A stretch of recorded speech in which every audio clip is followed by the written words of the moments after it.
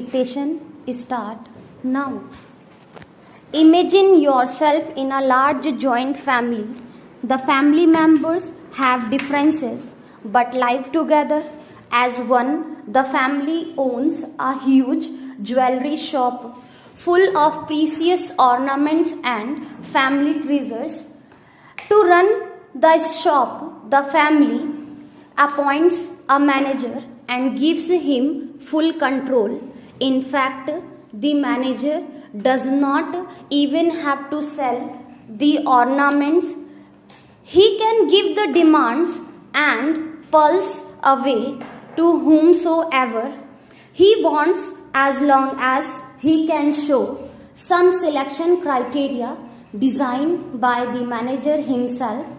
He can play favorites and reject anyone he wants. What do you think will happen?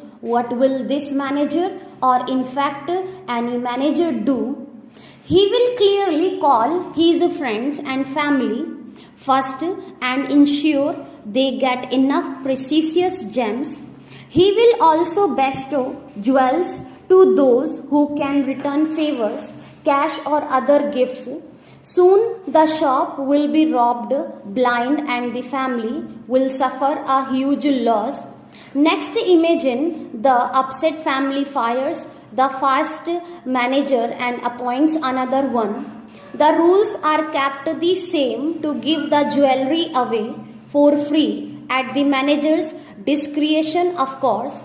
Over time, the other manager too fills the coffers of his friends and family. One day, the family learns from its auditor that it has lost a massive fortune. When the family members confront the current manager, he says the previous manager started in the first manager blames the second for being greedier. The confused family listens to the tennis match style debate as blame is passed from one manager to the other.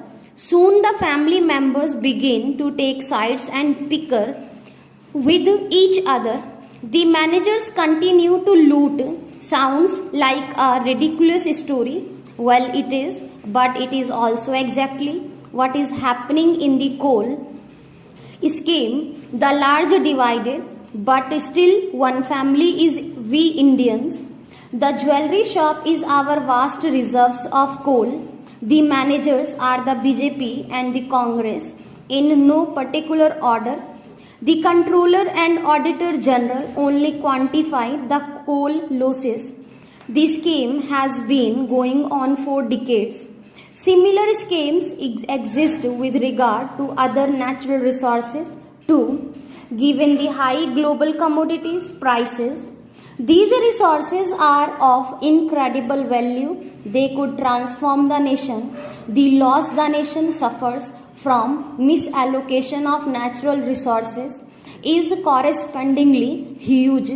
The money involved is so large that it could plausibly control the politics of the country. Yet we have allowed these resources to be distributed at the politicians' discretion. We continue to watch their tennis match politics.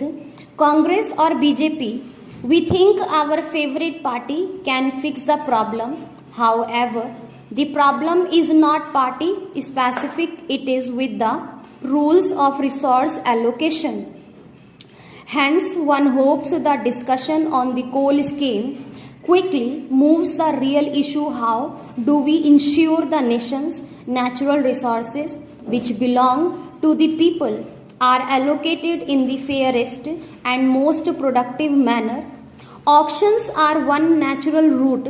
However, unlike spectrum, sometimes valuing a mine is not easy given the uncertainty of the reserves and use and extraction rates.